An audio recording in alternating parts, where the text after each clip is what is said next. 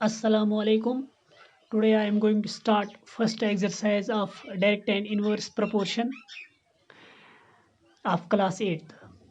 आज हम direct and inverse proportion की पहली एक्सरसाइज स्टार्ट करेंगे। स्टार्ट करने से पहले मैं एक बात बताऊं, जिसको डायरेक्ट प्रोपोर्शन और इनडायरेक्ट प्रोपोर्शन की डेफिनेशन नहीं पता है तो ये वीडियो देखने का कोई फ़ायदा नहीं फिर उनको, ठीक।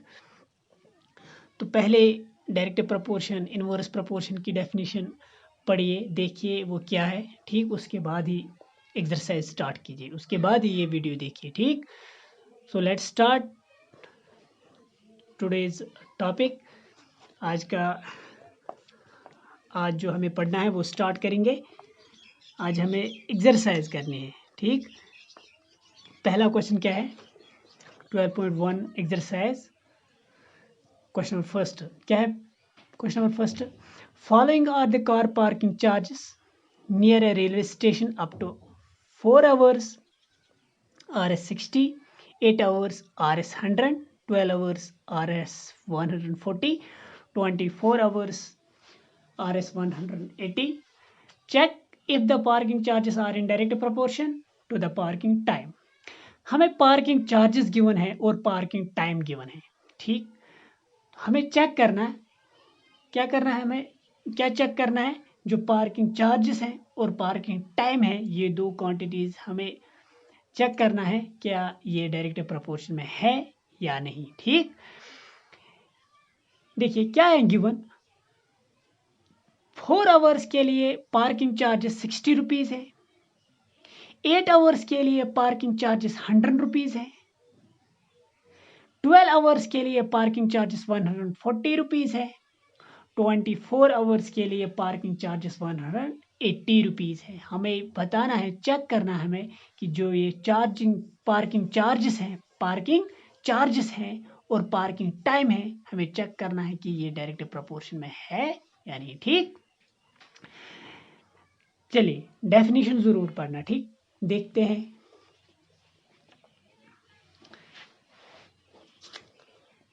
Exercise 12.1 question number first. Left side में पार्किंग टाइम है और राइट साइड में क्या है? Parking charges. 4 hours 8 hours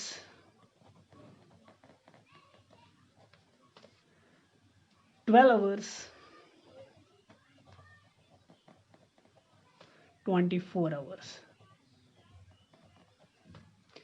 4 hours के लिए पार्किंग चार्जेस 60 रुपीज़ है,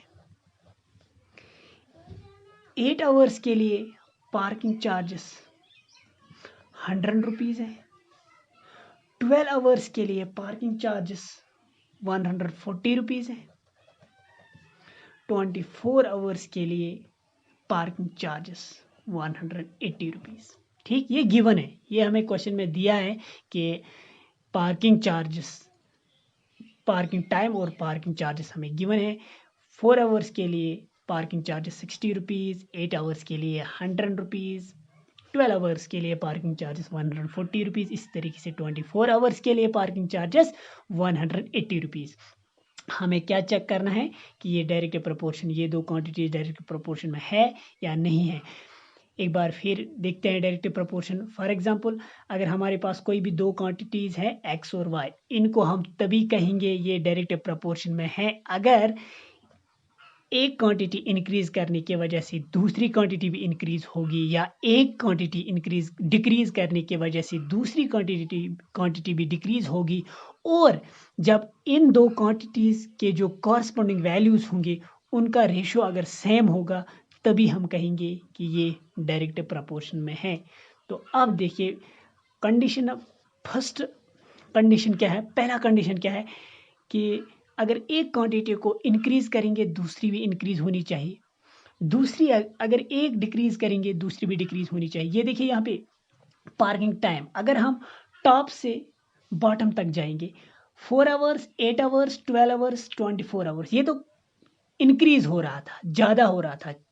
4 से 8, 8 से 12, 12 से 24, मीन्स टॉप से हमने जब शुरू किया बॉटम तक तो ये इंक्रीजिंग ऑर्डर में ये इंक्रीज हो रहा था। ठीक, अब अगर हम पार्किंग चार्ज टॉप से बॉटम तक देखेंगे 60, 100, 140, 180 ये भी इंक्रीज हो रहा था। जब हम टॉप से देख रहे थे टॉप से बॉटम तक, तो दोनों क्वांटिटीज इंक्रीज हो रहे थे।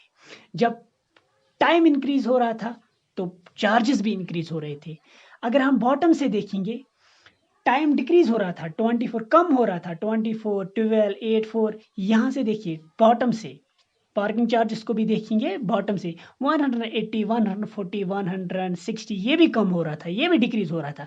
मतलब दोनों क्वांटिटी, जब एक क्वांटिटी इंक्रीज हो रही थी दूसरी भी इंक्रीज हो रही थी, जब एक क्वांटिटी डिक्रीज हो रही थी दूसरी भी डिक्रीज हो रही थी। मीन्स कि पहला कंडीशन इसने डायरेक्ट प्रपोर्शन का सेटिस्फाई किया। अब दूसरा कंडीशन, सिर्फ हमें एक कंडीशन चेक करना, जो इनके कॉरस्पॉन्डिंग वैल्यूज होंगे 60 और 4, 100 और 8, 140, 12, 180, 24, 60 का कॉरस्पॉन्डिंग वैल्यू 4, इसी तरीके से 100 का 8, 140 का 12, 180 का 24, इनके रेशो निकालेंगे, कॉरस्पॉन्डिंग वैल्यूज के रेशो निकालेंगे। अगर रेशो सेम आया तो हम कहेंगे yes these two quantities are in direct proportion। अगर रेशो सेम नहीं आया तो हम कहेंगे कि ये डायरेक्ट प्रपोर्शन में नहीं है। दोनों कंडीशन सेटिस्फाई होनी चाहिए। ठीक, एक से काम नहीं चलेगा, दोनों। ठीक, पहला कंडीशन तो सेटिस्फाई हुआ, जब हमने तो देखा जब एक क्वांटिटी इंक्रीज हो रही थी दूसरी भी इंक्रीज हो रही थी, जब एक डिक्रीज हो रही थी दूसरी भी डिक्रीज हो रही थी। देखिए, ठीक, टाइम जब इंक्रीज हो रहा था चार्जेस भी इंक्रीज हो रहे थे, टाइम जब डिक्रीज हो रहा था चार्जेस भी डिक्रीज हो रहे थे। ठीक, अब हम रेशियो निकालेंगे 60 बाई, ये हमारे पास गिवन है 60 बाई 4, कॉरस्पॉन्डिंग वैल्यू 60 को 4 के साथ रेशियो निकालेंगे। इसी तरीके से 100 को 8 के साथ, 140 को 12 के साथ, 180 को 24 के साथ, इनको रेशियो निकालेंगे। उसके बाद देखेंगे क्या रेशियो सेम है। अगर रेशियो सेम निकला तो तभी कहेंगे यस, हाँ ये दो क्वांटिटीज, ये जो पार्किंग चार्जेस है, पार्किंग टाइम है और पार्किंग चार्जेस है, ये क्या है, ये डायरेक्ट प्रपोर्शन में है। ठीक, 60 को 4 से डिवाइड करेंगे, क्या आएगा 15, 4 इंटू 1 4, यहाँ से 2 बच गए, ये 20 बन गया, 4 इंटू 5 20। ठीक, अब 100 को 8 के साथ। ठीक, ऐसा नहीं करना, मैंने यहाँ पे न्यूमिनेटर में पार्किंग चार्जेस लिखे हैं। अब आप यहाँ पे ये नहीं लिखना, दूसरी कंडीशन में दूसरी बार ये नहीं लिखना 8/100, मैंने पहली बार 60 मतलब पार्किंग चार्जेस न्यूमिनेटर की जगह न्यूमिनेटर में लिखा। अब हर बार हमें पार्किंग चार्ज क्या लिखना है न्यूमिनेटर में क्या लिखना है पार्किंग चार्जेस, डिनोमिनेटर में पार्किंग टाइम। हाँ, अगर मैं यहाँ से स्टार्ट करता, पहले पार्किंग टाइम लिखता, फिर पहले न्यूमिनेटर की जगह पार्किंग टाइम लिखता, फिर हर बार हमें क्या लिखना था न्यूमिनेटर की जगह पार्किंग टाइम। ये नहीं एक बार पार्किंग टाइम न्यूमिनेटर की जगह, दूसरी बार पार्किंग टाइम डिनोमिनेटर की जगह, ये गलत है। ठीक, 60, ये देखिए पार्किंग चार्जेस मैंने न्यूमिनेटर की जगह लिखे। ठीक, अब 100 न्यूमिनेटर की जगह, 100 को उसका कॉरस्पॉन्डिंग वैल्यू 8, उसके साथ रेशियो निकालेंगे। ठीक, अब 100 इज नॉट डिविजिबल बाई 8, 100 को 8 से डिवाइड नहीं होगा, 4 के साथ डिवाइड दोनों को होगा, 100 को भी डिवाइड होगा 4 के साथ, 8 को भी डिवाइड होगा 4 के साथ। ठीक, 4 इंटू 2 8, यहाँ से 2 बच गए तो ये 20 बन गया, 4 इंटू 5 20, 4। अब न्यूमिनेटर को डिवाइड करेंगे 4 के साथ, 4 इंटू 2 8। ठीक, अब देखिए, अब 140 को 12 के साथ, पहले पार्किंग चार्जेस न्यूमिनेटर की जगह 140 को 12 के साथ रेशो निकालेंगे, क्या आएगा। अब देखिए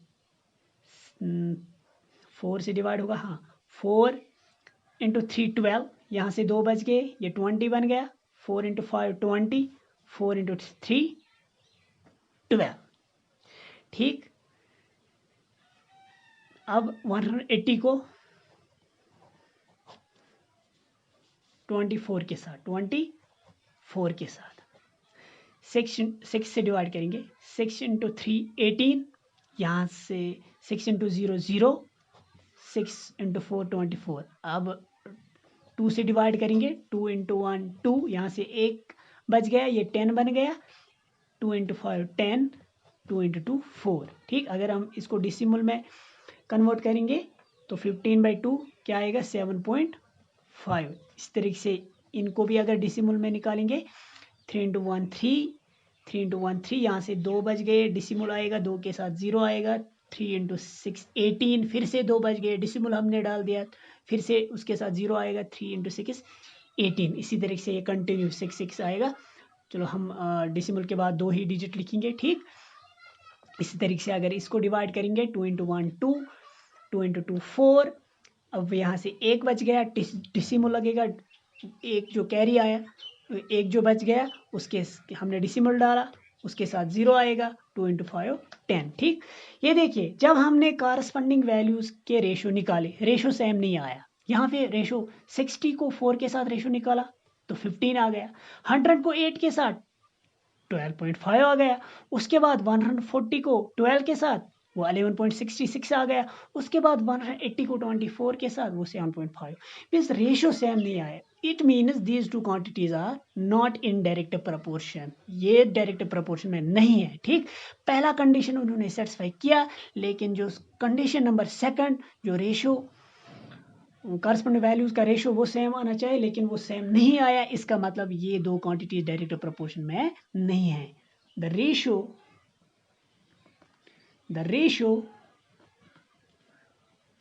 of the corresponding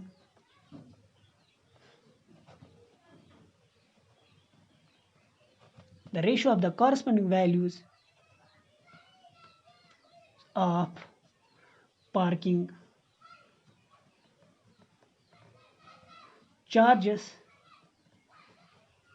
and parking time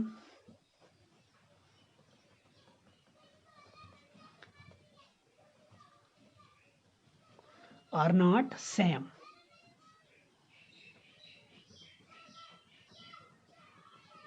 The ratio of the corresponding values of parking charges and parking time, जो रेशियो था corresponding values का, किन के corresponding values, parking charges और parking time के, उनका रेशियो सेम नहीं आया। जो parking charges और parking time है उनके जो corresponding values थे उनका रेशियो सेम नहीं आया, are not same.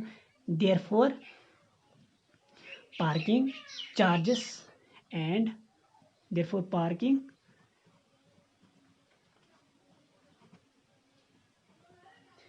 parking charges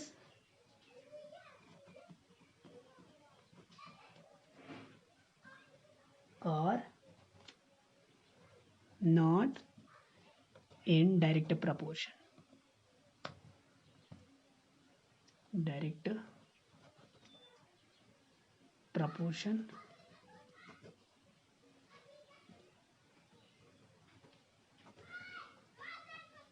to the parking time.